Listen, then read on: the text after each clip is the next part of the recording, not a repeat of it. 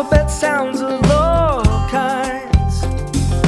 Put them together and you can spell words. You can make any word you've ever heard. You can use letters that have sounds. Letters, they make words. Letters, they spell things like L-E-T-T-E. 5, 4, 3, 2, 1. Welcome to Rich Learning Live with my special guest, Lori Landin, who sat in this kitchen about a month ago with people from Israel, refugees from Jordan, people rescuing women from India, and David and me. And oh my goodness, we are so happy to have Lori here. Welcome, welcome. So great to be here. I'm so honored. It's wonderful. So how does a 16-year-old get to Carnegie Hall with no money and then tour Europe with no money and sing in Notre Dame with no money and get a master's in communication and teach music and art and theater and create the Lori Landin Foundation and the Giving Heart movement and the events? You were born a musician? I was born in a musical family, and I started writing my own little songs when I was 2. I was singing, I was performing, I was doing things from the time I was born. Started my own studio of the arts when I was 17, right after high school, performance companies. I got to Carnegie Hall at 16 before I graduated. After my junior year, I auditioned for district and state honor choir. I was selected, and because of that, I was given a chance to audition for a national tour of Europe. And they were choosing about 2 per state for the choir. They had a choir, band, and orchestra. We traveled together. And I was selected as one of the 2 from our state. And, you know, I didn't have the funds. My parents didn't have the funds. But my father told me, he said, you know, if you get the chance to travel internationally, take it because it will change your life. So when I thought of working on the neurology of theater, I had written in my little Rich Learning book a page on all the good stuff you get chemically with theater. You get your adrenaline, which wakes you up. You get your noradrenaline, which opens the capillaries. You get dopamine, the pleasure drug, which makes you want to come back for more. You get epinephrine, which is an upper. You get vasopressin, which is the male bonding drug. You get ACTH, which is actually the active ingredient in pot, but it also has a memory consolidation. And when you're done with great theater, you feel no pain, but you had to do all of that to get ready, and then it happens. And then, so we've got the neurology of it down, but I'm wondering, since you have not only been on some of the greatest stages in the world, from Carnegie Hall to Notre Dame to all over the place, in a performing way and in a conducting way, and you've not only brought it out in others. So I have a question, and it's a 4-part question. What does this kind of preparation, doing the show, bonding with people, what does it do to you as the individual, as in part of a team in theater? What does it do for you, other than those free drugs? Free drugs! Yeah. What does it do? But it's natural. Natural, hi, and you have an unlimited natural supply. What does it do to you, for you, with you, and through you to be on that stage? What does it start with? To you, what does it do to you? You know, when you're involved in the arts, and when I speak of the arts, I'm particularly focusing on music and theater because that's where my emphasis has been, but it includes the dance, it includes all of it, right? The movement, all of them tie together into making massive change in many ways in your life. And I brainstormed a bunch of words because these words will describe to you what that does to you. And it's not just the performance piece, but it's the whole thing. It's the arts education. It's arts in your life, arts in your education. Okay. So for example, theater is, and I say that theater and music is, it's physical, it's mental, it's emotional, it's vocal, it's historical, it's societal, it's expressive. It requires trust, empathy, understanding, creativity, communication, not just in speech, but in body language, in facial expression, in vocal inflection, relationship building, observation, thought, movement, forgiveness, language, patience, memory, improvisation, repetition, teamwork, bonding, focus, experimentation, discovery, self-confidence, concentration, analysis, self-assurance, inquiry, curiosity, community, responsibility, exploring outside of your comfort zone, appraising new situations, thinking outside of the box, communicating meaning, negotiating, sharing, collaborating, experiencing, experimenting. Some of the cognitive benefits, they're improved academic skills. They connect you and enhance your understanding of social studies, history, philosophy, science, language, all arts, culture, current events, psychology, and many other subjects. They develop creativity, which is the highest form of thinking, enhanced cognitive, motor, and social capabilities, improve speaking and presentation skills, vocal projection, tone of voice, articulation and diction, refined listening skills, quick learning skills, promotes that higher form of thinking, which is creating, research and critical thinking, develops social emotional skills, sharing and making new friends, minimizing mistakes, bouncing back, solving problems, improvising, confidence to manage and cope in new situations, improve interpersonal skills, relating to different situations, people, and feelings, being able to walk in someone else's shoes and understand. Empathy is huge, by the way. Empathy is huge.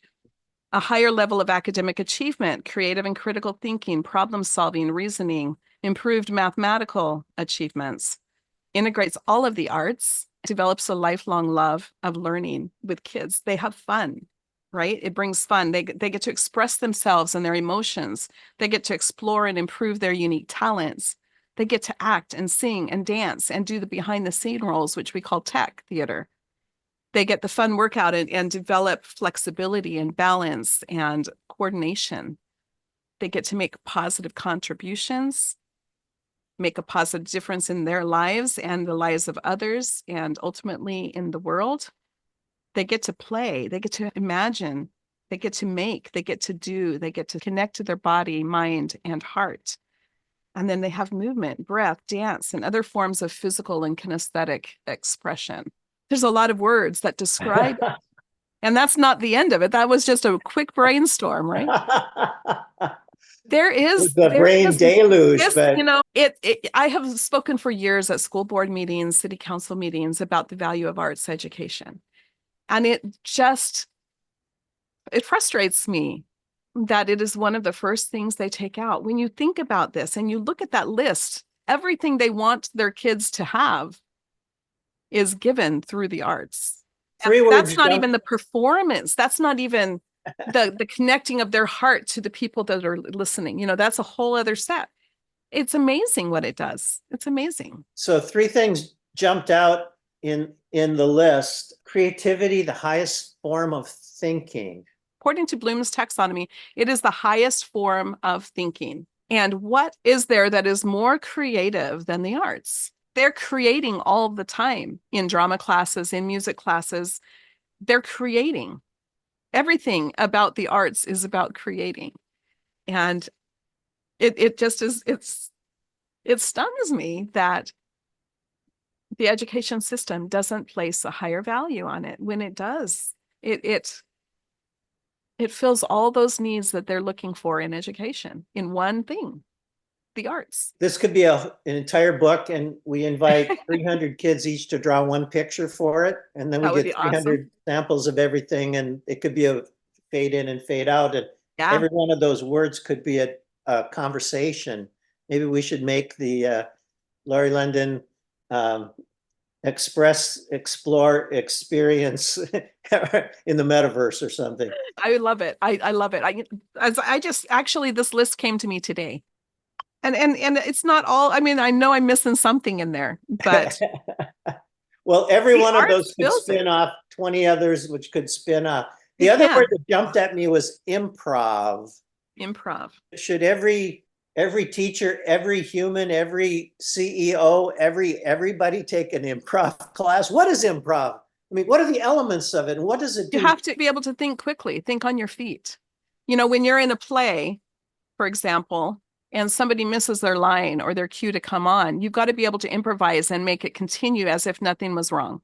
You got to think quickly. It's a skill. It's a skill, and it's a hard one to learn. It's not always easy, but it's critical. And to be able to bounce back, to solve the problem and bounce back quickly without it being noticeable by your audience is the goal. To be able to continue the play as if it was supposed to be that way, you know?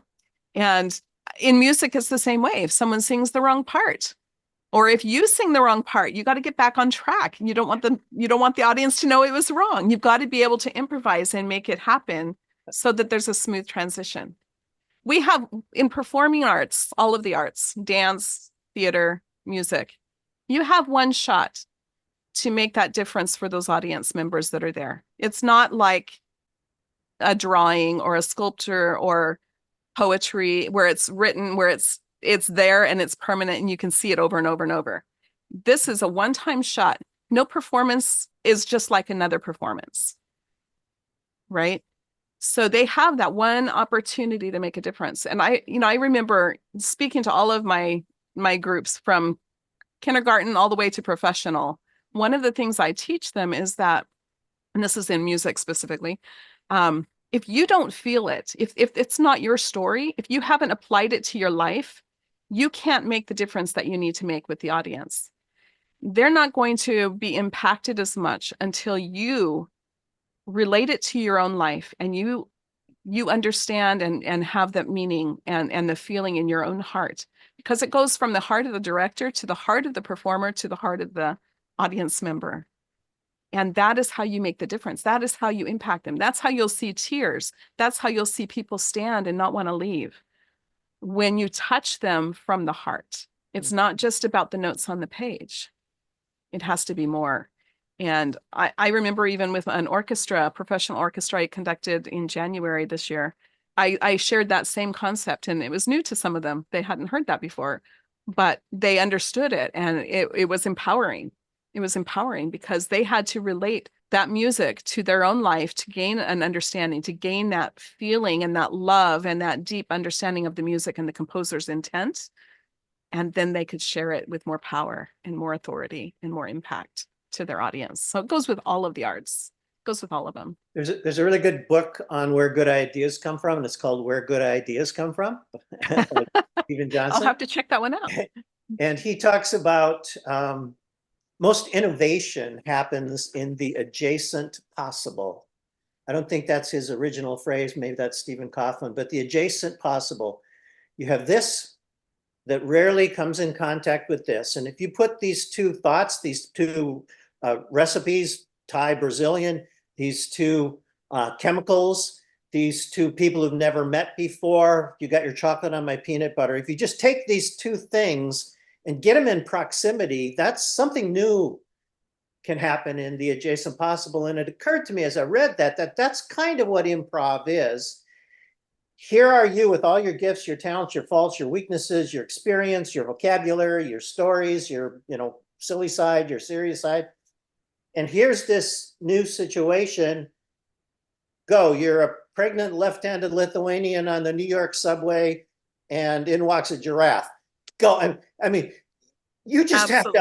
have to Absolutely. You have to draw everything you have into the situation. And of course, the Latin word for educ, education, is to lead out or draw out. What part of theater is already in you? What part of the character is already in you? And what do you have to do then to get, here's your role, Shakespeare. What do you have to do to be that person? Not to act like that person. You have to become that person in that situation. You have to be able, and it happens through repetition and study and practice, right? You have to be able to become a new person. You have to have studied, and we talk about observation a lot in drama in classes. Because the more you observe different people, the more you can become those people when it comes up in your character. The way they stand, the way their mood is, how it's expressed through their body language, becoming that person. And that's part of developing the skills that you need for improv, because you have to be able to make it real. If it's not coming across real to the audience, they're not going to want to watch you. So you have to develop that ability to set yourself aside and become somebody else. You know, it was interesting because when I was working on my master degree, my mentor had me conducting a choir up in Sacramento, a large group, a very large choir, adult choir. And he said, okay, we went through the song once and he goes, okay, now I want you to conduct it without your hands. And I did. And it was perfect. And I learned the power of facial expression and body language. And then he said to me, okay, now I want you to conduct it as if you're a pufferfish doing Tai Chi. So I thought, okay, Tai Chi is smooth and flowing, legato style in music, right? And a pufferfish is big. So it's going to have big flowing arm movements. And I did it. And first time on both of those, it was right. And they were right with me and it was perfect. They were following me to the T. But I learned from that experience that you just have to step into it and you have to become, you have to communicate in a different way. And when we talk about theater and music, it's all about communicating, meaning, but on the stage, you're a different person. You're in a different time period. You're dressed differently. You have a different character that you have to become and communicate and make it as if they are transitioned into that setting. We close the lights on the house. They become part of that time period, whatever that play is, right? When I directed Singing in the Rain, we took them right back to the time. And it was beautiful. The costuming, the lighting, the rain, everything was there. It was beautiful. But it took him back in time. And that's what it requires. And that a lot of that is improv. Not all of that's improv, but it's becoming a whole different person. And it could be voice, it could be just movement and action, it could be costuming, and all of those pieces play a part of making the reality of the show for the audience. But you have to become that person to make it really authentic and work. And the improvising, working with other team players, the teamwork in theater is amazing, and in music. You have to be able to play off each other. If someone makes a mistake, you got to be able to keep character, not laugh, not break it. You got to stay in character. You've got to stay where you are and continue the show despite the little mistake that might have happened. Or if someone didn't show up on stage on time, you got to be able to improvise until they get there. So there's a lot of improv in theater. A lot of it. You have to know what that person would say no matter what, or you have to know that person so well, or at least you might have to make up your own lines until the person enters stage, and you have to keep the play going. And so you've got to know that character. You've got to study that character before the stage curtain opens. You've got to know it. You've got to know who that person is. You've got to know their moods. You've got to know all of those pieces about your person and be able to stay in that character if something goes down. So we got this wonderful list, and maybe we'll even post that list ex post facto here, of what theater does to you. What does it do for you if you make it a significant part of your life? Oh gosh, all of those words. It took you on a different journey. It did. And it takes you to greater heights. It really does. It opens up doors. I mean, you get so much confidence and so much skill and so much, such a desire to learn, such a desire to connect, not just people, but people and also connect times, connect cities, communities, connect styles. There's so many pieces in connection when you talk about in theater, even in the tech world, the tech world. I taught all the tech classes too. And it was building sets, doing lighting, doing sound. All of these pieces connect together to make the whole, to make it happen. All of that teamwork is going on stage and off stage, prior to, after, and during. It develops so many skills, and like I talked about, it helps you in presentations and public speaking. It helps you with problem solving, which is a life skill. Helps you with reasoning, which is a life skill. Helps you communicate, which is a life skill. All of these pieces we need in our lives. And I know in my high school, I mean, when I look at the top people in the graduation line, they were arts. They were in theater and music. It really does make a difference academically. It makes a difference in your personality, gives you more empathy, more compassion, more understanding, a desire to make a difference, a desire to bond, a desire to create family. When we're in a play or when we're in a choir, we're family. We're family. We rely on each other. We have to, you know, and you have to take responsibility for your own part. All of these things are life skills. So as a conductor, you may not be as talented as the first chair violinist, but you certainly have to know how to bring out the best in the first chair violinist. You may not be as good at percussion as the timpani player, but you're more the curator of the bringing out the best, which also means you have to know their weaknesses and how to get them to perform without knocking them down. I mean, there are some coaches that just knock you down, knock you down, knock you down in order to later build you up. But I think I wonder if in theater, if that's counterproductive.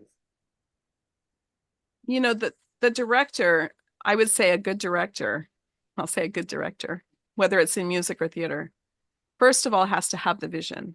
They have to know that music or that show inward and outward. They have to have the vision of what they want it to be like, ultimately.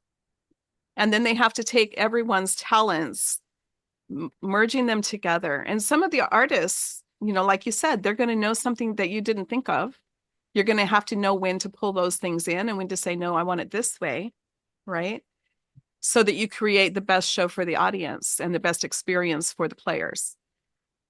So yeah, in music conducting, I had to learn all the instruments. I had to learn them all. I had to get tested on everything, but not at the highest level, right? I had my own special ones that were at the highest level, but I had to learn all of them because I had to be able to teach it from beginning to professional. I've taught all those levels. And so you have an understanding of what their abilities are. You have an understanding of what they're capable of doing. And as you pull it together, before you even go into rehearsal, you already have in your mind the dynamics, the way that you want it to go, the connection of the notes. And every note is there are no two notes that are played the same, even if they're all the same type of note. They're not going to be played the same if you're doing a good job. You've got to put the feeling, the emotion, and that comes from the conductor pulling out of the performers. So the conductor is what holds it together, like you said. But really the vision and the emotion behind the piece comes from the conductor. I'm in charge of the volume changes. I'm in charge of the cutoffs, all of the pieces like that, you know? So the conductor has a big role. And the same in theater. I've done a lot of musical theater, music directing and directing dramatically. And in both places, you have to have that vision. You have to know it in and out. And you have to know what you want when you go into rehearsal so that you can help them see that same vision, because it comes from your heart to their heart. And if they don't have it, they won't be able to share it out to the audience, which is the most important piece. So let's translate that into being an optimal life designer, because it sounds like that's a weird job, and board certified health coach. You know, you've had good coaches and you've had great coaches. You've had good conductors and you've had great conductors. What's the difference between good and great when you're trying to draw out that in a performing group and in this whole optimal life designer thing? You create a vision of what your optimal life is going to be like, and then you map out a plan to live and become the person that can live that life. One of the pivotal moments in my journey, which I would love to share the whole thing and we can't. One of the pivotal moments, I was inspired about something that I call the 5 freedoms, which I'm also writing a book about. And these 5 freedoms, you've got the freedom of health, which is the most important. I almost lost mine, and I know the value of health. The freedom of time, location, purpose, and finance. When you have those 5 freedoms, you can create your optimal life, and you can create a life that allows you to be free to give in all areas. And so when I talk about being an optimal life designer, some people might call it a life coach, but I take it a step further. It's really about helping them create the dream, create the vision of what they want their life to be, and then figuring out the steps they need to take them from where they are now to become the person that can live that life and create that life for themselves. That's the whole point of Optimal Life Designer. And board certified health coach came when I was in my own healing journey from an incurable illness. I've been off all meds for over 12 years. And you told you had an incurable illness and not much time, and you didn't believe them. I didn't. Well, I was determined to find a better way to get to find the way to heal.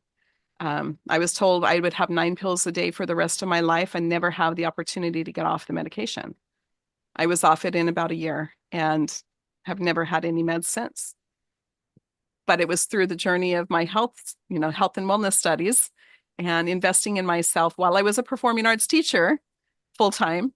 I was able to find that path for myself. Others were dying, had chemotherapy, had their gut removed through surgery. And I just knew that those weren't my path. I had to find a different way. And I did. And I believe no matter what it is, whatever obstacle you have in your life, whatever challenge, it's the way.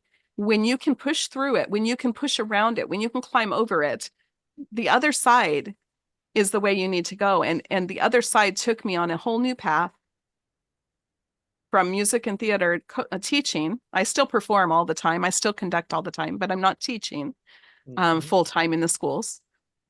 But it changed my path. It changed my direction, and it took me to where I needed to be in order to prepare myself and my heart for the Lori Landin Foundation, which is now allowing me to touch lives, change lives, save lives all over the world. And that's where I'm supposed to be right now. And I can do that through all of the things I've learned, all of my music, all of my theater, all of my training in health and wellness, all of my training in marketing and business. Everything I've learned through that path is being used to serve people in poverty and change people's lives and save them. So it's like when you say yes to that inspiration, it's taking you to where you're supposed to be. It's taking you to building that optimal life that is meant for you. And honestly, I love my life. I love every day. I'm able to save people. I'm able to change people's lives. I'm able to share my talents all the time, whether here or in other countries. And it's beautiful to be able to do that. But all of those skills that I've learned through my life are being used today in this new way. And it's been amazing. It brought me to you. Look at that. My path changed and I got to you. It's been I was awesome. going to ask, must all true artists suffer? And then I thought, well, life is suffering, so I'm guessing so. The suffering, I talk about obstacles. I speak about this a lot too.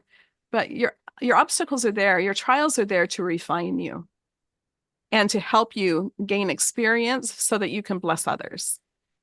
I can look back at all of my trials, and I've done this. I've talked about this in speeches before. All of my trials have been there as a gift for me because I've learned from them. It's refined me. It's made me better. And it's allowed me to have that experience which others have, and I can now serve them and help them through.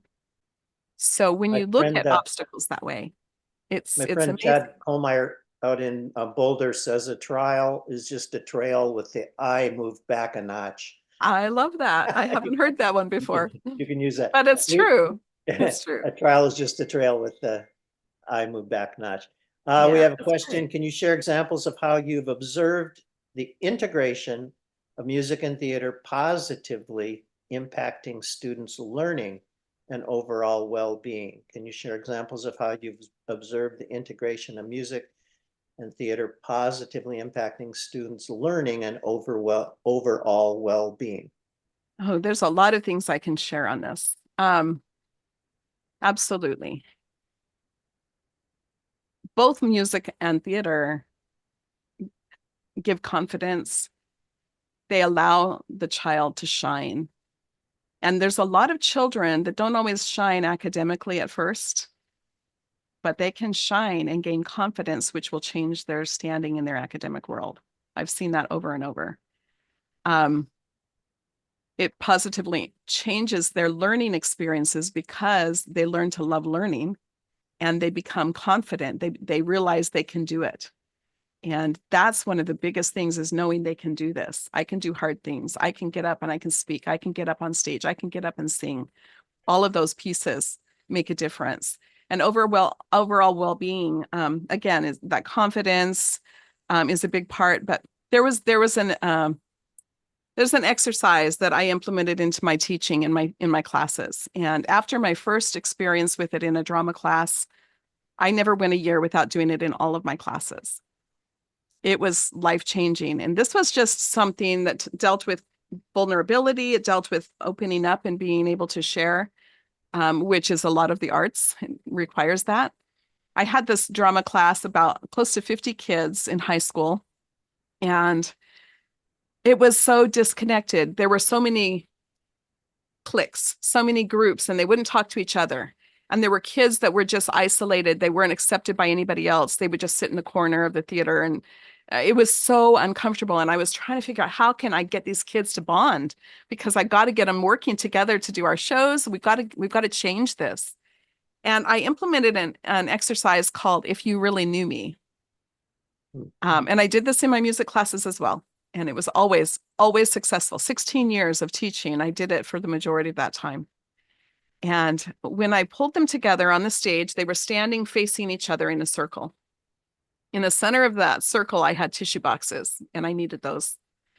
And I said to the kids, and think about these awkward kids who don't want to be with each other, they're just very distant from each other. I said to them, what I want you to do is, when you feel ready, I want you to step forward, and I want you to say, if you really knew me, you would know that, and tell us whatever you want to share. Whatever you want to share. The first time, there were a few moments of silence and awkwardness. And then the tears. The deep tragedies of their life came out. The suicide attempts, the abuse, the family alcoholism, drug abuse, all these things came out. And they would step out, they would share, they would step back out into the circle again, and someone else would come out. And they did this the entire class period. And it went on for 3 days. They didn't want to stop. We went through boxes and boxes of tissues. And at the end of each of those classes, they were hugging. They were hugging each other. They were supporting each other. There were kids that would say, I haven't had the same experience as you, which was very rare. Most of them had these same experiences, which was tragic. But I have your back. I'm here for you anytime. And they would hug each other. And I did this in all of my classes. Every year I would do it at least one time. It was life-changing. I had kids who were on parole from juvenile court. They had the ankle bracelets, and they would come out in tears, saying they wanted their life to be different. And this opened up an opportunity that changed the entire school year. Those kids that were in the corner were the first in class helping me set up the theater ready to go. They would walk from outside of town miles to get to class on time after that.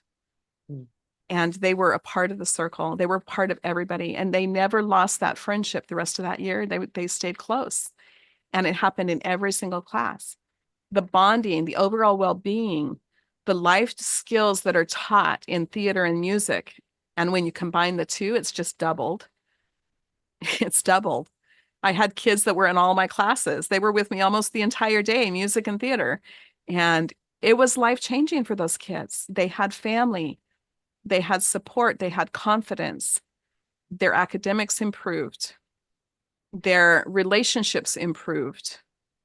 Their own personal behavior improved. It just would go on and on. There's so many things I could share about that.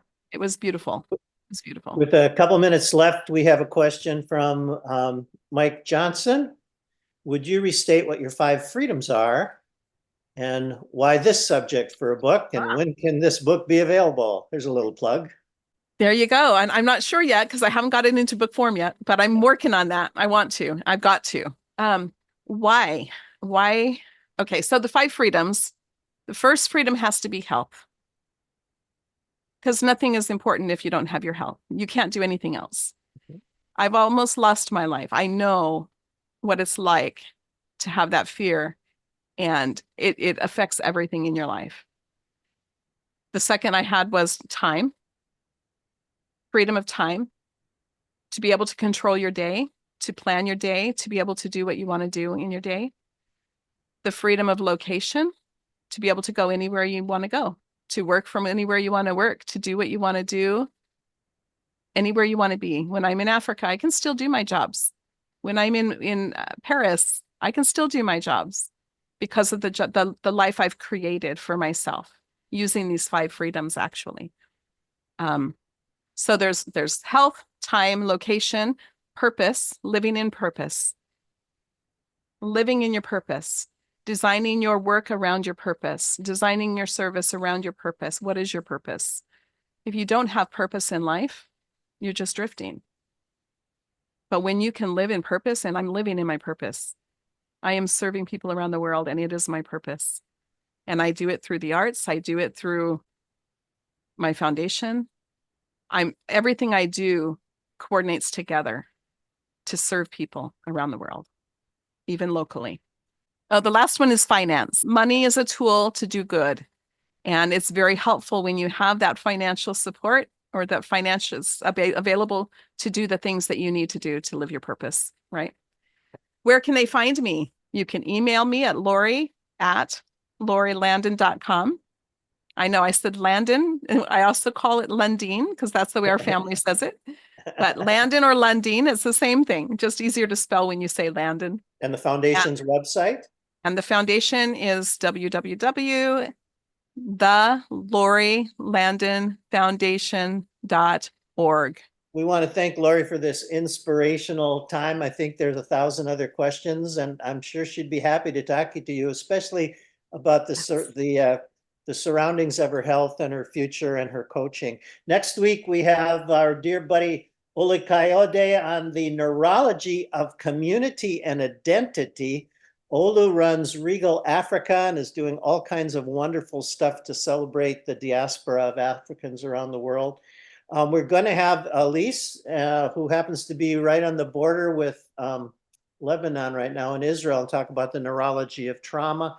I would love to get Kurt Rhodes, who's worked with refugees in Syria and Germany for 30 years, and his foundation.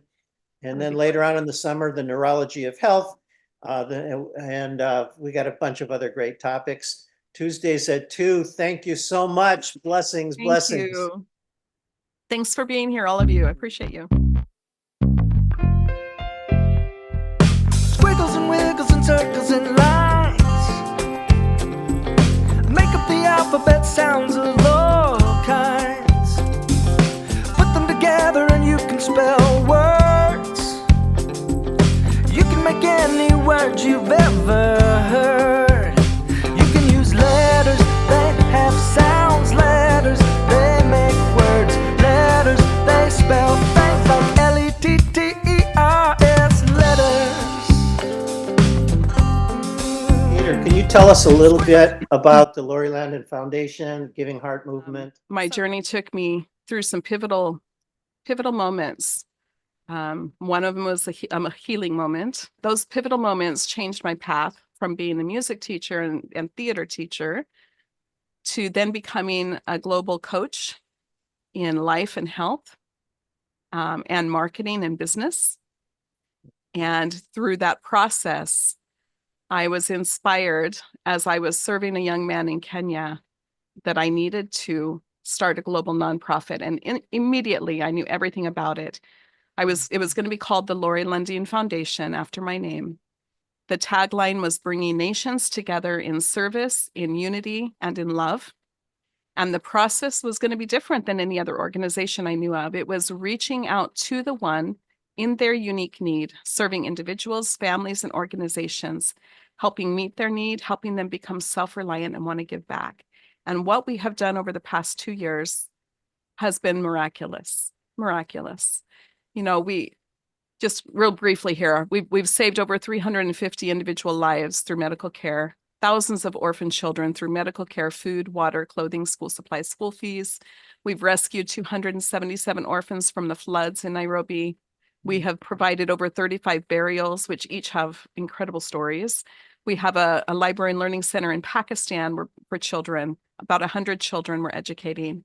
We have a training center for single mothers that we're building in Uganda to help them build businesses and get skills in sewing, beauty salon work, and virtual assistant work. We have a soccer club in Nairobi, Kenya, that has now over 80 boys and girls. And these kids, most of them are orphans and street children, all in poverty. My under 11s and under 13s were just named by the Football Kenya Federation chairman as the best players in all of Kenya. They just received trophies, my under 11 and 13 teams, and they are impacting the entire country. It's So just not incredible. not just a soccer team. You got the soccer team. I've got soccer club. It's A multiple club. teams, all different ages, boys and girls, and it's incredible. It's called the Lori Landin Foundation Soccer Club, and they are just amazing. It's amazing. These kids, it's life-changing for them. Arts, it's all arts. You know, when you're dealing with the arts and you're looking, even sports, it's more than just a game. It's a life-changing opportunity. And it's developing life skills. It's creating family. There's so much. We're serving veterans, homeless. There's so much, so much. Right. But it's been beautiful. And the Giving Heart movement is taken off of that. They're going to be merging soon. But the Giving Heart movement is based on kindness and giving. It's just spreading kindness and giving around the world so that we can create a better place, that we can make that positive difference in the world. It's just another tool that ties to the foundation, actually, because it's all about giving. It's expanding your giving heart. And so that's why I launched the Giving Heart movement. I